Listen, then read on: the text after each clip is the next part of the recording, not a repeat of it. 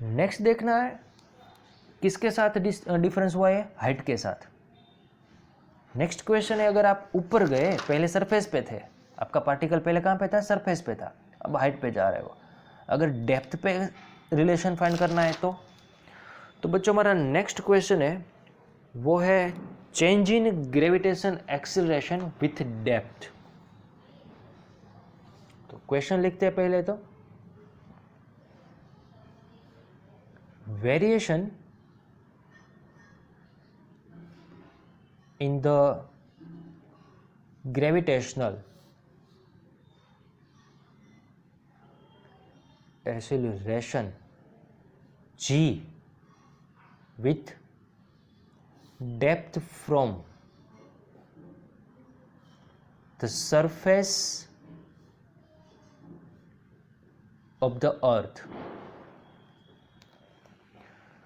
तो यह है अर्थ,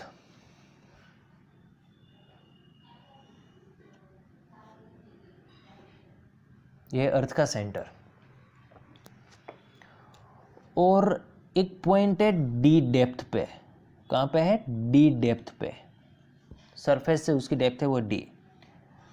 तो मैं एक स्फीयर सपोज कर रहा हूँ बच्चों, अर्थ की जो रेडियस है वो है आर ई, मीन्स अर्थ के सेंटर से जो पॉइंट है डी डेप्थ पे उसका डिस्टेंस हुआ स्मॉल आर। तो यहाँ पे हम ऐसा लिख सकते हैं R E is equal to small R plus D, that's why R is equal to R E minus D, क्योंकि अब हमारा पॉइंट मास कहाँ पे है, डी डेप्थ पे है, और हमें डिस्टेंस किसके बीच का लिखना है, अर्थ के सेंटर, क्योंकि टोटल अर्थ का मास कहाँ पे कॉन्सेंट्रेट होता है, सेंटर पे, वहाँ से लेके इस पॉइंट तक का, इसके लिए वो डिस्टेंस हमने लिख दिया। दूसरी बात हमें ये पता है, कोई भी स्फीरिकल सेल है, कोई भी स्फीरिकल सेल, उसके अंदर रिजल्टेंट फोर्स क्या होता है, ज़ीरो। स्फीरिकल सेल, उसके अंदर कोई भी पॉइंट हो तो वो पॉइंट पे जो पूरा स्फीरिकल सेल है वो रिजल्टेंट फोर्स क्या लगाती है, ज़ीरो। तो यहाँ पे देखो एक स्फीरिकल सेल है, ये रहा वो स्फीरिकल सेल, इस स्फीरिकल सेल की थिकनेस है वो है स्मॉल डी, और उसके लिए तो ये मेरा पॉइंट मास है यहाँ पे स्मॉल है, वो तो क्या कहाँ पे, उसके इनसाइड पे है, तो डी थिकनेस है, उस पर फोर्स नहीं लगाती। जो फोर्स लगाता है वो पार्ट अर्थ का कौन सा है, स्मॉल आर रेडियस का ही पार्ट है। ओके, तो पहले तो हमने जो कंसिडर किया है वो हम नोट कर लेते हैं। पूरे अर्थ को एक परफेक्ट स्फीयर लिया है, जैसे आगे लिया था हम वैसे ही। Consider a particle of mass m at point P at a depth small d from the surface of the earth, अर्थ की सरफेस से d डेप्थ पे एक स्मॉल m, यहाँ पे कौन सा है, स्मॉल m, और वो पॉइंट है वो है P पॉइंट। दूसरा कंसिडर किया वो लिख देते हैं, we can imagine the earth as made up of a. Earth किसकी किसकी बनी है, एक स्फीरिकल सेल जिसकी थिकनेस है डी, और दूसरा एक स्फीयर जिसकी रेडियस है आर। दोनों को मिला दो तो एक अर्थ बन जाएगी, तो वो नोट कर लेते हैं, made up of small solid sphere of radius small r, where small r is equal to re minus d। और दूसरा किसकी बनी हुई है, and spherical cell of thickness d, और वो उसके ऊपर है, ओवर इट। दूसरी बात जैसे बोली, जो थिकनेस है शेल की उसके अंदर मेरा पार्टिकल है, तो वो तो फोर्स नहीं लगाएगी। जो फोर्स लगा रहा है वो कौन है? Only sphere of radius R. तो वो भी नोट कर लेते हैं। This particle is also on the outer surface of the small sphere of radius small r. Hence, the gravitational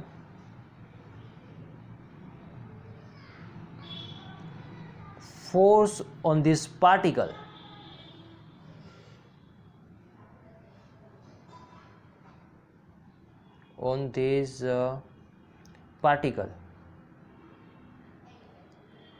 can be obtained। अब जो फोर्स लगा रहा है वो सिर्फ कौन लगा रहा है? स्फीयर। थिकनेस के तो अंदर है, थिकनेस जो सेल है उसकी कहाँ पे? अंदर है। तो स्फीयरिकल सेल नहीं लगाएगी, सिर्फ इतना ही पार्ट लगेगा, पूरी अर्थ भी नहीं लगा रही। obtained by considering the entire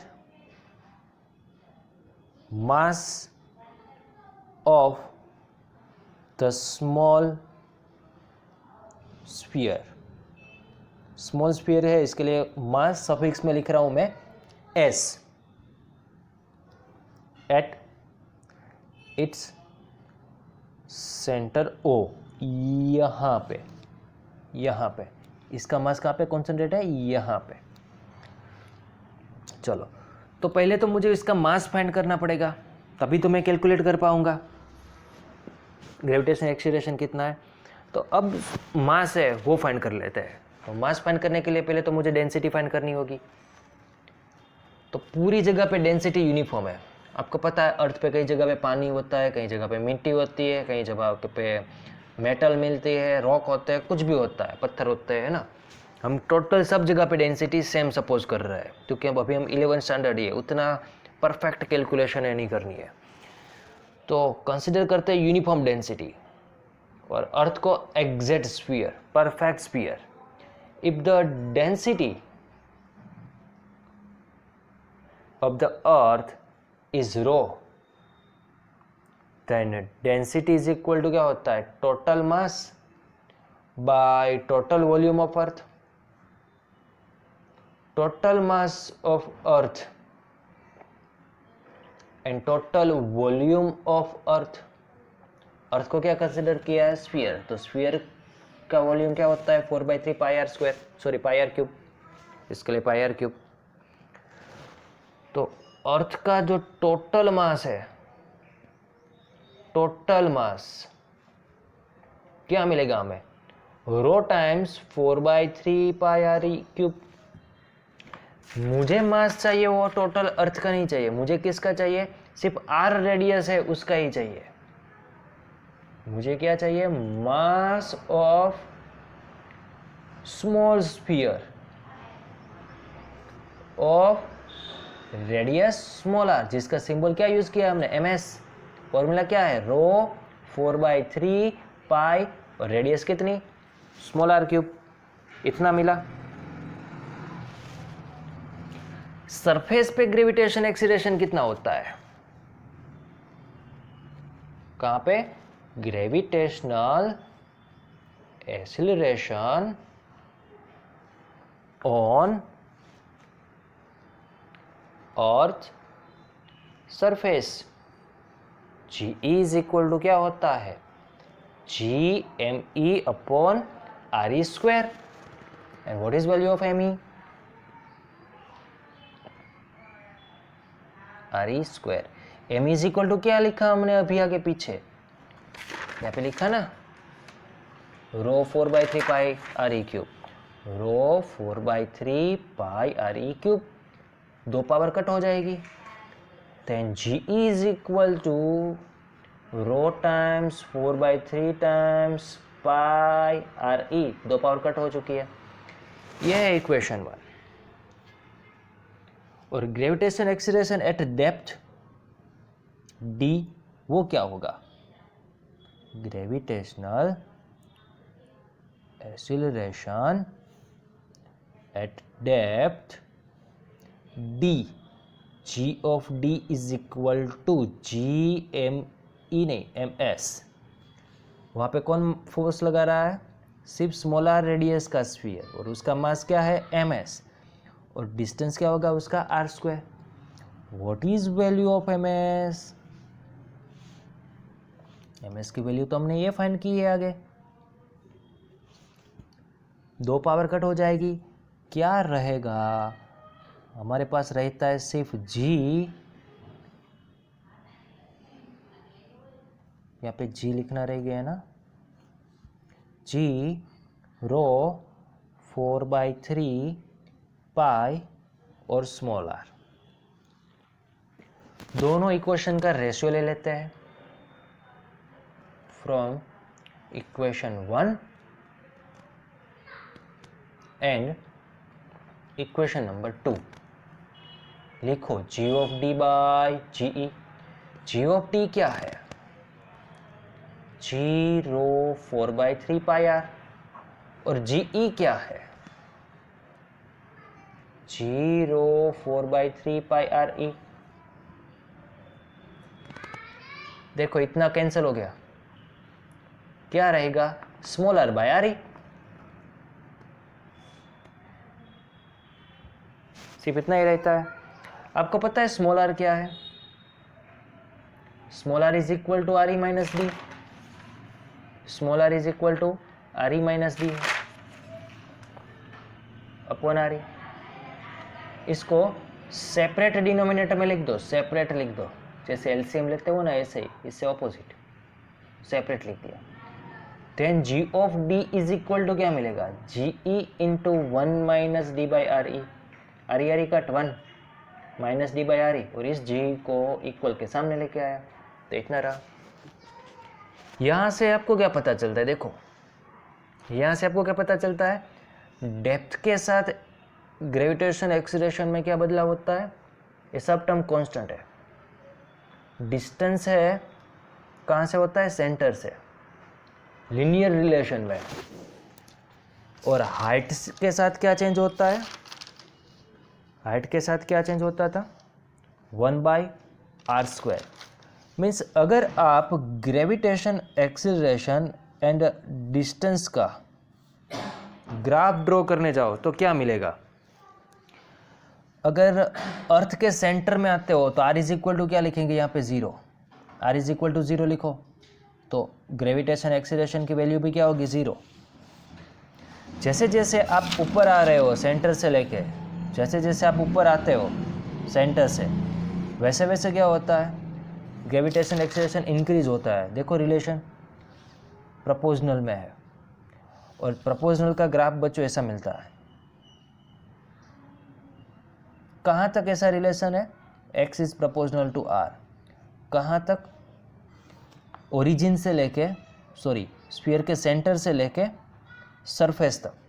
surface तक डिस्टेंस कितना ट्रैवल होता है? रेडियस जितना। उसके बाद क्या होता है? उसके बाद क्या होता है?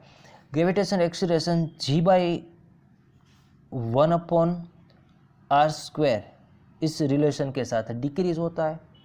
तो मैक्सिमम वैल्यू कहाँ पे होती है? सरफेस पे होती है, और वो कितनी होती है? 9.8। तो 1 मार्क्स का क्वेश्चन हो सकता है, draw the graph of gravitation acceleration versus r। तो ग्राफ कुछ ऐसे मिलेगा। या फिर 1 मार्क्स का क्वेश्चन हो सकता है, मैक्सिमम ग्रेविटेशन एक्सीलरेशन कहाँ पे होता है? सरफेस पे। 0 कहाँ पे होता है? ओरिजिन पे, क्योंकि r is equal to 0 sphere के सेंटर में, अर्थ के सेंटर में। दूसरा 0 कहाँ पे होता है? इनफाइनाइट पे। क्यों? हमारे पास फॉर्मूला, मेन जो फॉर्मूला था वो था GME/RE²। GME/RE²। डिस्टेंस इनफाइनाइट लिखो ये तो सरफेस पे है, सरफेस पे नहीं। जनरल फॉर्मूला क्या है, GME/r²। r is equal to infinite, denominator में infinite, that means a value 0। तो एक्सीलरेशन दो जगह पे 0 होते हैं, एक तो स्फीयर के मीन्स अर्थ के सेंटर में, और अर्थ के सेंटर से इनफाइनाइट डिस्टेंस पे, और मैक्सिमम कहाँ पे होता है, सरफेस पे, मीन्स सेंटर से रेडियस जितने डिस्टेंस पे। तो ये था change in gravitational acceleration with depth, और आगे थियरी देखी थी हमने, वो था विथ हाइट। तो आज रखते हैं यहाँ तक। Thank you.